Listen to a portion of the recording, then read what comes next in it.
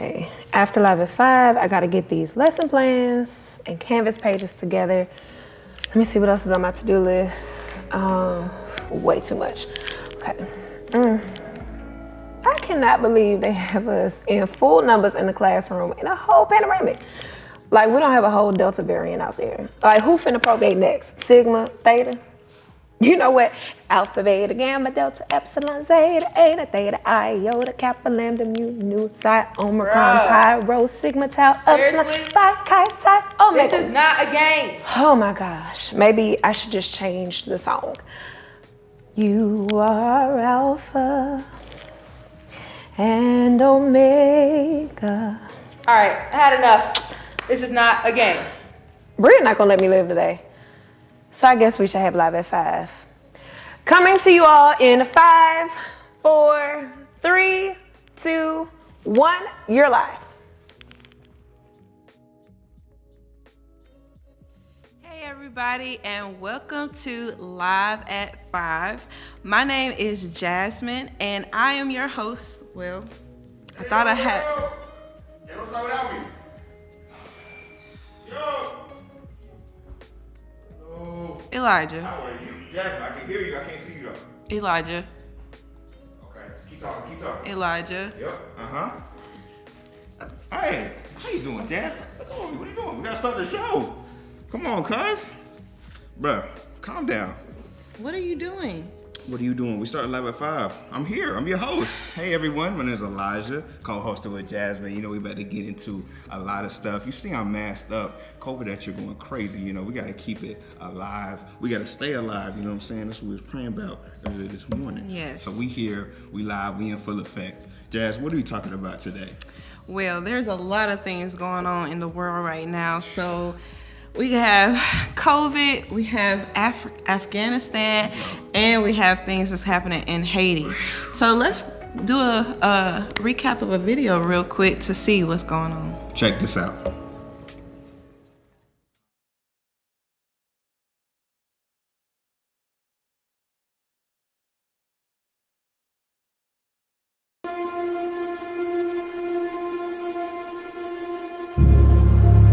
The coronavirus pandemic, the U.S. recording its worst day in nearly 7 months. Hospitals across the U.S. are in crisis mode, scrambling to find beds to treat a growing crush of COVID patients who are increasingly younger and largely unvaccinated. A 3-year-old little girl battling COVID in the ICU. It is so hard.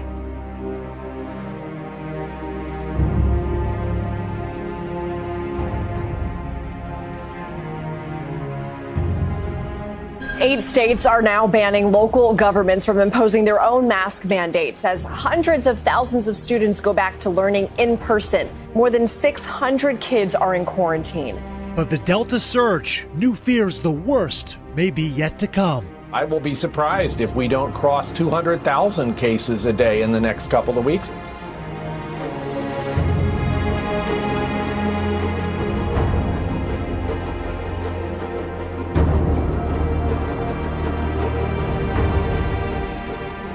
Texas now saying schools will not have to contact trace or inform families of positive cases in their kids' classrooms. And in Florida, Governor Ron DeSantis banning school districts from requiring masks. 6 other states are now doing the same. While outside the last remaining U.S. base at Kabul Airport, chaos continues. This is what crowds have to face to get inside. Shooting, violence, Taliban whips. American troops worry if they open the gates, people will flood in. There's desperation and anguish. Haiti is dealing with another blow this morning as we learn that a medical oxygen plant was damaged in the earthquake there, leaving it unable to provide oxygen to local hospitals. That earthquake is estimated to have killed more than 2,000 people.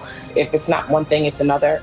We were just going through a tremendous amount of political unrest where people were still on lockdown and unable to go out and care for their families. And now we have an earthquake that has pretty much shattered most of the South. A lot of people have lost homes and have nothing. Nearly a week after the deadly earthquake in Haiti, desperately needed aid has still not reached some of the hardest hit areas.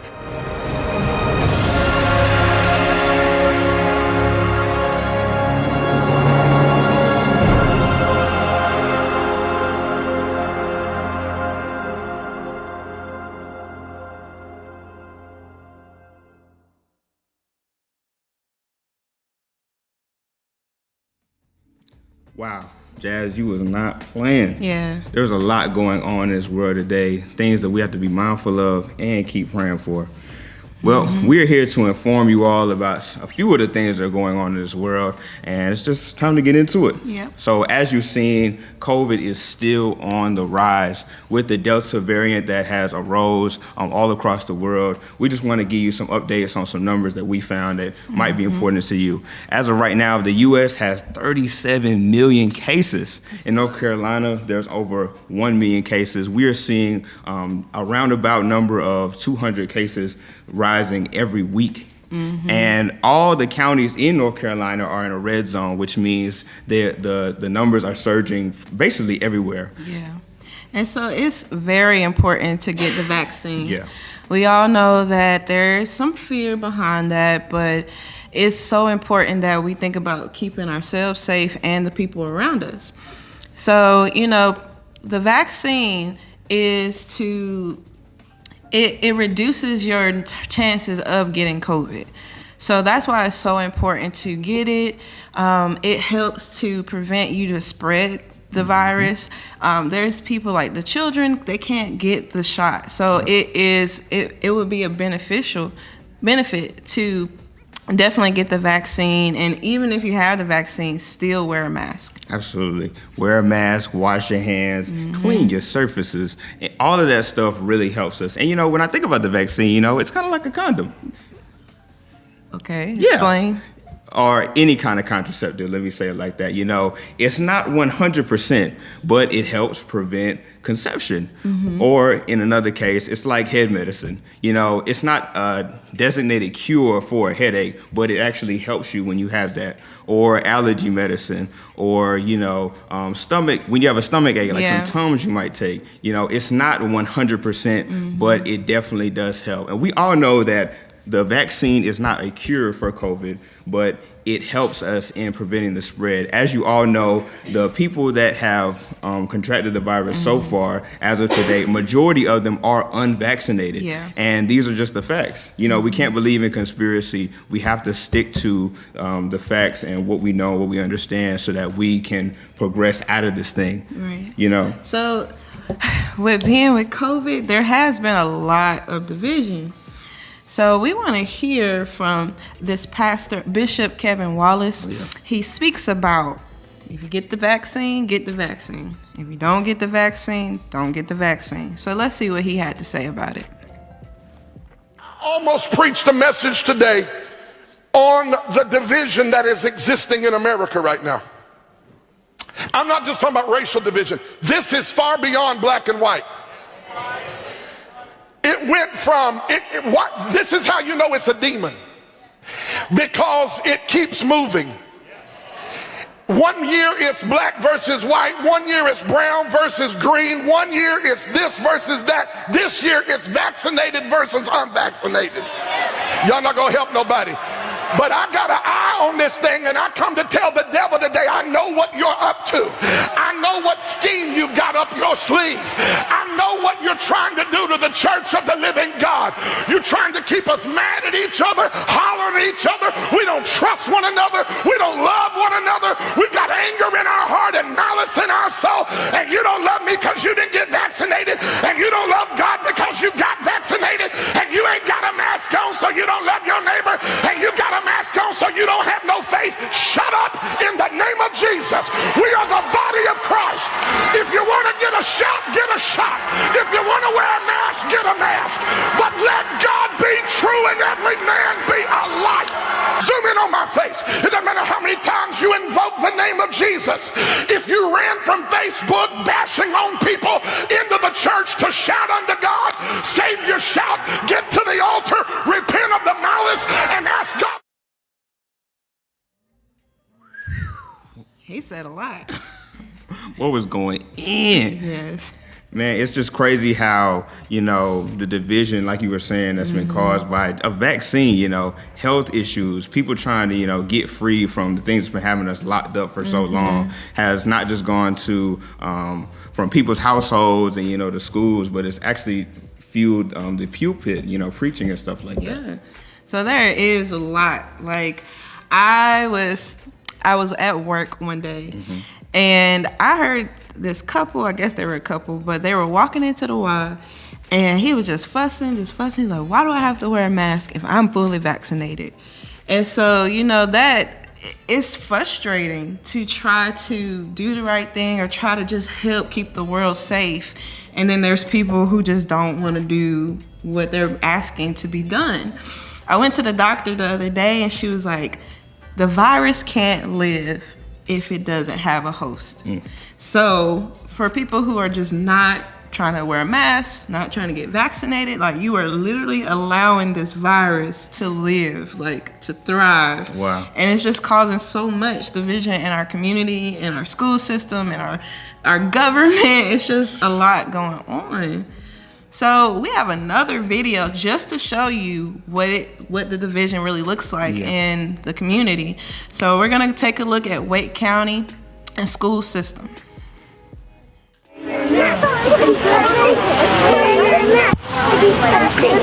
The reason that we felt safe sending our kids back is because precautions were in place that might not be anymore. So that's why we're here, to let people know that we do care about those precautions being in place. And how much are we going to cave into? How much? They tell us you got to get a vaccine, and then you don't have to wear a mask. And then they get the vaccine, and then they say, oh well, you still have to wear a mask. I'm like, which is it? It just, stop changing your story. I don't believe any of it anymore. I think they're all crazy. We spent a year and a half in virtual school. We tried to do all the right things. We tried to show up for our community and wear our mask and do video calls and keep everybody safe. And now my kids are finally ready to get back to the classroom. We finally felt like that was safe, and yet there are a lot of people trying to put that at risk for them and take away the ability for everybody to be wearing a mask and us to feel safe. I'm going to look at my grandchildren having to go back to school and wear a mask all day long, which is insanity. But I have to speak up and say something about it. I think we need to give the kids the same shot as the adults, or give them the same chance as the adults to get the vaccine. We've all had our chance to protect ourselves, but the kids don't have that opportunity, and they can't really speak for themselves right now on that issue, so we have to advocate for them. We shouldn't have to have it forced on us. Our children should not have to be forced to wear a mask.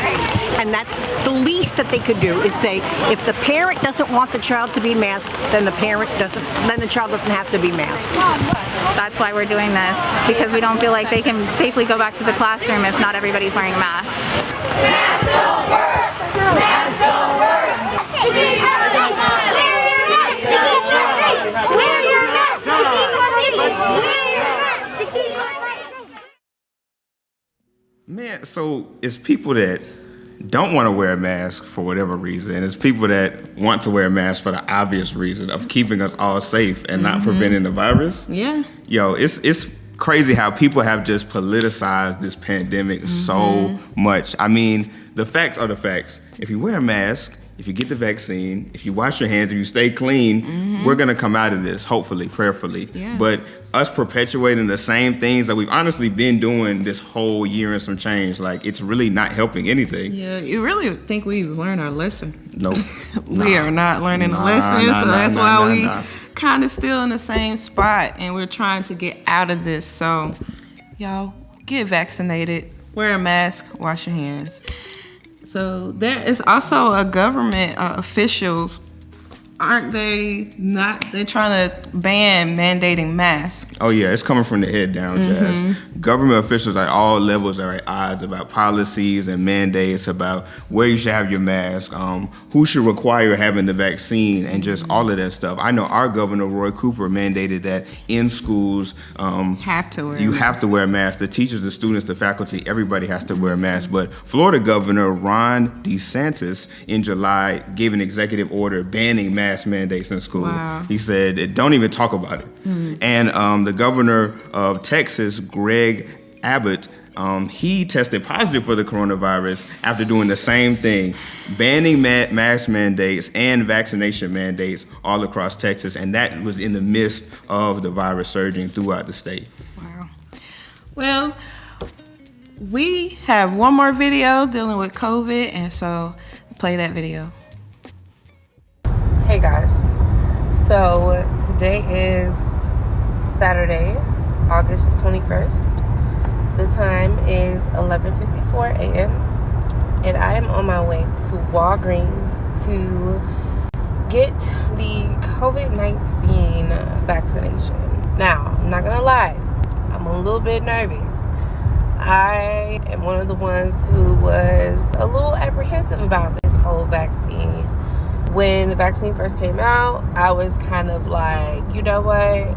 No, I don't want nothing to do with it, because I know how this country has treated people, black people specifically, when it came to injections, vaccinations, that type of thing, all the way back to the Tuskegee experiment.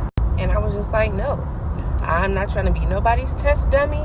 This vaccine has been tested literally on no one. So it's like, at the time I felt like I don't necessarily want my life played with right now.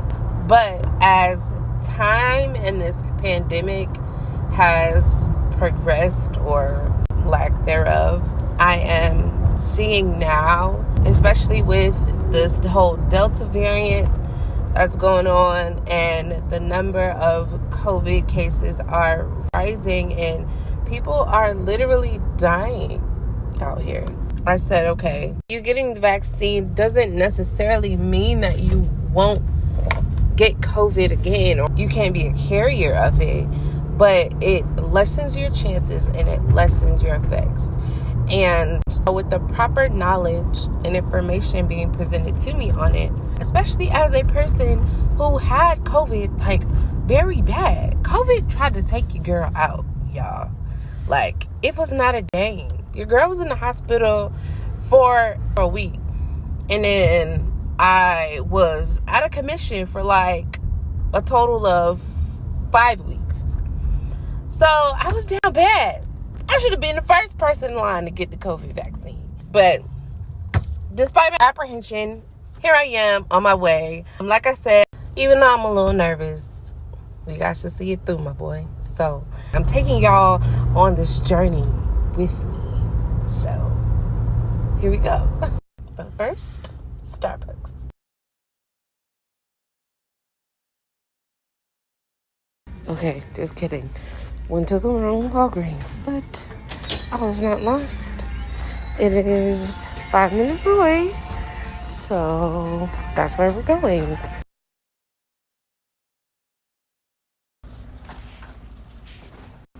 You ready?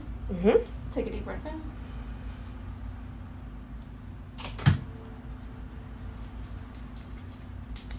Alright, you're all done. We just want you to hang out for about 10 to 15 minutes. Do you feel fine after that, or get to... So it's over. It's done. We did it. The shot itself was pretty painless. Literally, like, I didn't feel anything, but I think it's because I'm used to needles. Not because anything crazy, but I have to get my blood drawn a lot, so it was virtually painless, honestly. I have to just kind of hang around the store for a little bit. So yeah, I'll let you guys know how I feel in 10 minutes. Okay, so we're back. 10 minutes later, I am leaving the testing site. I am feeling good. I can kind of tell that my arm is gonna hurt in a few minutes, but right now I'm Gucci. I have my next shot scheduled for September 18th. I am grateful to say that I am partially vaccinated, as one of those who were very fortunate to have COVID and live through COVID and overcome COVID.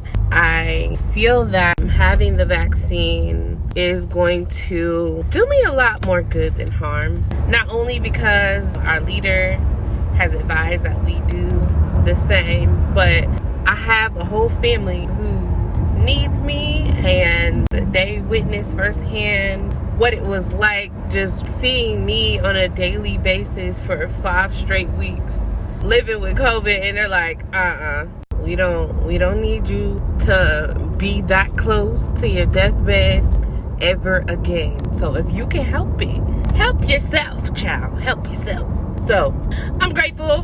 That was my COVID-19 vaccination experience on today. And I pray that this inspires you to go out and get the vaccine. You know, at the end of the day, the choice is ultimately yours, but just protect yourself, okay?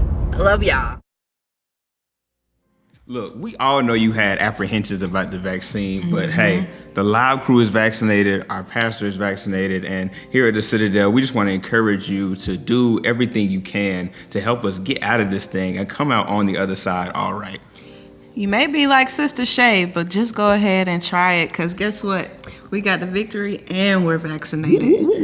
Turn up, turn up, turn up. So there's still a lot going on in the world, Elijah. We just cannot stop here at COVID. So we have to talk about what's going on in Afghanistan. Got to. If you don't know who the Taliban is, they have been around since the late 1990s. And they are a terrorist organization that had 90% of rule for a little while. Oh, yeah. And in 2001, you know, their biggest move on America, you know, was the 9/11 attack. You know, it destroyed the World Trade Center in New York City, and it was a huge blow in American history. But we had to turn up real quick. Yeah, the U.S. said, oh, no. So in October 7th, 2001, the U.S. went over there and they fought a war. In the first week of December, they were the Taliban collapsed. Yeah. Fast forward to right now. You know, we've been fighting this war for almost 2 decades, and the Afghan government coincided with the U.S. and they pulled. They planned to pull all the troops out of the United States. Joe Biden actually announced that in April of 2021 that all American forces were about to leave the country of Afghanistan. But they realized this was about to happen, and the Taliban just came right back. They started to invade Afghanistan again, and it's like now we have to go right back. It said that almost 4,000 troops are about to go back overseas to keep fighting to help the Afghan people. Because the Taliban, you know, they're not a peaceful group. They're a terrorist organization. They're not just causing harm on U.S. soil, but they're causing harm in their own country. You know? They promised peace and resolutions, but they're doing it through murder and pillaging and things like that. We have a video of live footage from Afghanistan coming from a major news network. So check this out. America's last foothold in Afghanistan is now guarded by the Taliban. Yeah, see the Taliban are all over. They don't allow anyone. We've come to Kabul's airport to see the gauntlet people must pass through to fly out. You can hear gunshots every couple minutes. CNN. Quickly, we are accosted by an angry Taliban fighter. Can I ask you a question? Excuse me? He says first. Cover my face? Okay. Cover my face. What is this? What is that? He told me to cover my face, but he doesn't want to comment on that truncheon he's carrying. The fighter tells us these chaotic scenes are the fault of America. The cause of all this is America in Afghanistan. Look at these people, he says. America's really acting unfairly towards them. Why are they lying and telling them that they can go to America? Why don't they let them stay and help their country? Okay. Doesn't want to talk to you. Okay. Doesn't want to talk to you, that's fine. All right. We keep walking to avoid confrontation. A man follows us, asking for advice. How we can enter the base? How you can enter the base? Yes. Because they are sending me email also. Do you have paperwork to enter? Yes. Show me the enter, no. But we have email and they calling me. Was this an Italian company? Yeah, Italian company. Hera. Okay, I don't want this guy to whip you. Okay, thank you. All right. Thank you. Others crowd around us to show their documents. Camp Phoenix. You work at Camp Phoenix. It's my HR letter. Yeah. You were a translator? Yeah. Okay. Yes. What we are doing.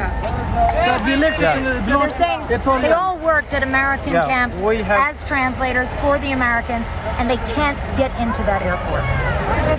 These Taliban fighters are a little upset with us, so let's keep going. We decide to leave and head for our car. The fighter takes the safety off his AK-47 and pushes through the crowd. Stay behind him! Stay behind him!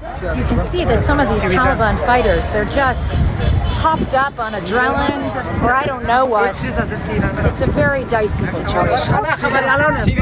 Suddenly, 2 other Taliban charge towards us. You can see their rifle butt raised to strike producer Brent Swales. When the fighters are told we have permission to report, they lower their weapons and let us pass. Clarissa Ward, CNN. Wow. My God. Pure madness. Y'all, can you even imagine to be in a space like that? Like, they're walking the streets and there's just shooting. Just happening all around them. Like, nobody's ducking. Nobody is flinching. She's the only one flinching because, of course, she doesn't live there. So it's just a lot going on over there. And it's your heart, your mind should just want to be praying, like, right now. Yeah.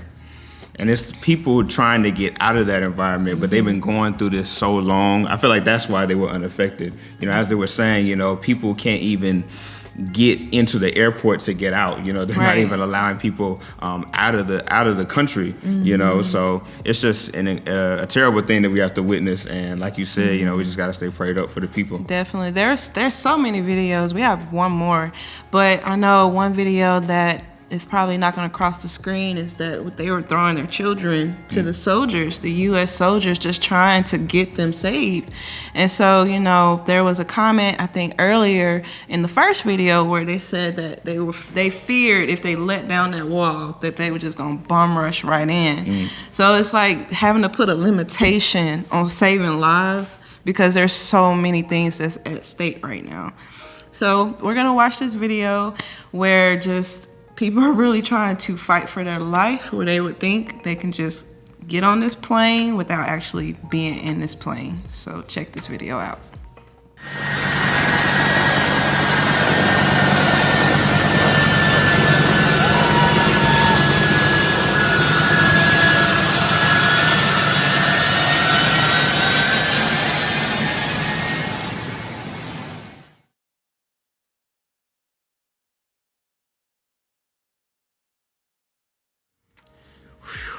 That's terrible. Like they were so desperate, like to get out of there. They were grabbing onto the plane trying to get in. Man, ooh. We're still talking about people who have been plagued by just recent events in foreign lands. We're moving on to our brothers and sisters in Haiti who have been affected by another earthquake. I don't know if you remember, but a few months ago, last month in July, they lost their president due to an assassination. Yes. And now the people of Haiti have been plagued by a 7.2 earthquake. On the scale of earthquakes, the highest is an 8. And the earthquake that devastated Haiti in 2010 was a 7.0. This was a 7.2 earthquake that hit in August 14th. At this point, it has left 12,000 people injured, and the death toll has risen to 1,900 people that are just gone. Man. So they've also lost 13,000 buildings are damaged. And they're probably still looking for people as we speak. Oh, yeah.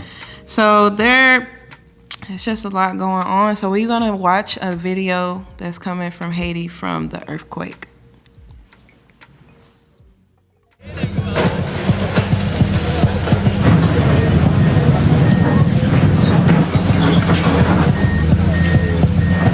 We're here in Lacaille in southwest Haiti, where rescue efforts after the 7.2 magnitude earthquake have turned into body recovery and rubble removal. Life isn't normal here, but with limited resources, equipment, and government assistance, it's unclear when that'll change. Most blocks in the city have at least one downed house or structure. Many have several, and they're largely just sitting there, abandoned or unattended. But some of the larger collapses are still being dug up. Right here behind me, they're clearing the debris from a 3-story apartment building that collapsed during the earthquakes. A couple days ago, folks in the community here found 16 people alive who were trapped inside. Right now, they don't expect to find anyone else alive, but they are looking for bodies. Vital Jean Kendi was one of the first people to look through the debris here. Ya, oui, tout moun ke ne tire se moun ke nou konnen, parce que d'ailleurs, les a vin a fermer appartement, c'est côté nous vini d'abord. C'est nous pour bayou, al montrer au chambre yo, c'est nous qui bayou. Dans yon monsieur de tiré, lui-même il était au Fatma. Mais monsieur Salpet dit même à madame ni nous retiré yo survivent quand même, mais bon, il y a plusieurs là de ça qui grave yo al pour prince avec. The system here would be strained even under normal circumstances, but hospitals are dealing with their own earthquake trauma. At Al Fatma Hospital, the building is too damaged to keep patients inside. A steady stream of aftershocks occasionally interrupts treatment, and there are more patients than beds. Even though people with severe injuries have had to be taken to the capital, hospitals here in the Kai, on top of having to deal with their own local victims, have been taking in more and more patients from other smaller towns near the earthquake's epicenter. In a span of just a couple hours, we saw several helicopters transporting patients from the Kai to Port-au-Prince. But those same helicopters were essentially trading patients, dropping off people who had been airlifted out of areas cut off by landslides and other damage from the earthquake, before loading in patients with injuries too severe to treat here. There's still more areas where people are waiting to receive medical attention. And as help reaches those places, the death toll, which is... Well, we hope that you all have been very informed about what's going on around the world. If you didn't know what was happening, definitely take this stuff that you learned today and take it into prayer. These people everybody needs our voices to be lifted in this time, that we don't stand selfish and just think about our day-to-day problems, our day-to-day issues, because it could be worse. So it's just a lot to talk about. Yeah, and we got to be mindful of everything that's going on. And that's why we're here at Live at 5, to keep you all informed so that you can take what we've gathered and build upon it. You know, go into your own research, hop on CNN or NBC, or just read a book about what's going on. You know, these things will not just help you, but will help the people around you stay informed. Well, we hope you've enjoyed our broadcast for today. Some major things are happening in not too long. Tomorrow morning, our pastor is headed to Alta Vista, Virginia, to Faith Assembly Christian Center to speak at 10:30 a.m. Pastor has requested that you either meet him there or beat him there. Yeah. Where our pastor is, we will follow, and we just have to show up and show out because an amazing word is coming forth. And don't forget, we're still going to have our 3 p.m. online service. So make sure that if you come with us to Virginia, come and be ready to get right back on at 3 p.m. Oh, yeah. Well, once again, we hope you all have enjoyed today's broadcast. Thank you for joining us, and we will be doing it all over again next week because we can't stop, won't stop. Thank you all. Have a great rest of the day. Bye-bye. Mask up. Quit playing. Back up. Put a mask on.